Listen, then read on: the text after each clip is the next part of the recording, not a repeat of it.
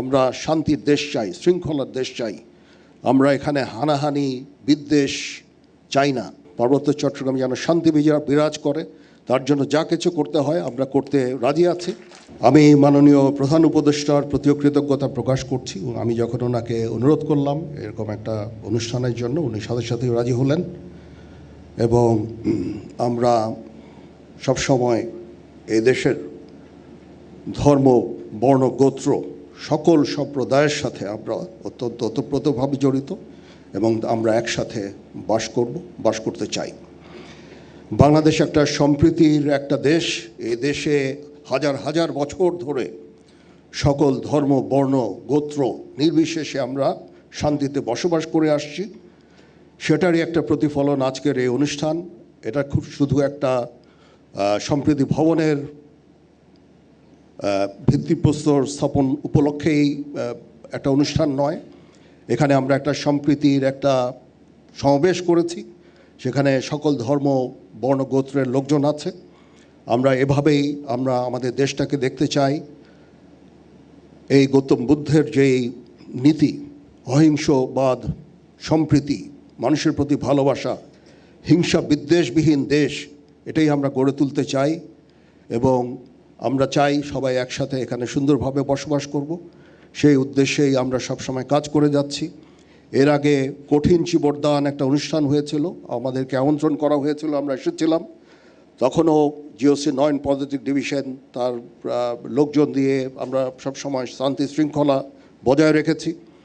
এখন এই সম্প্রীতি ভবনের জন্য আনুমানিক 7.5 কোটি টাকার মতো ব্যয় হবে, সেটা আমরা ইনশাল্লাহ করে দিচ্ছি।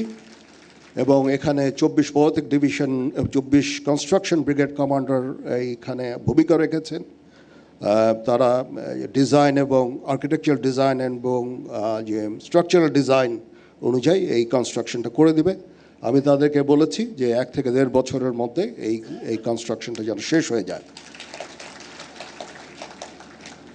ইনশাল্লাহ আমরা সবাই আপনাদের সাথে আছি।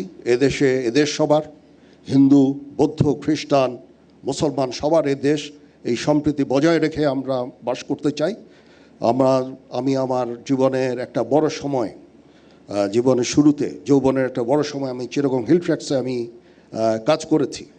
সেখানে আমরা ওতপ্রোতভাবে এই বৌদ্ধ সম্প্রদায়ের সাথে জড়িত ছিলাম। সেখানে অনেক কঠিন চিবরদান অনুষ্ঠান হয়েছে, সেখানে গিয়েছি এবং তাদের সাথে ওতপ্রোতভাবে আমরা কাজ করেছি। আমরা চাই চিটাগং হিল ট্র্যাক্সে, পার্বত্য চট্টগ্রামে যেন শান্তি বিরাজ করে, তার জন্য যা কিছু করতে হয় আমরা করতে রাজি আছি।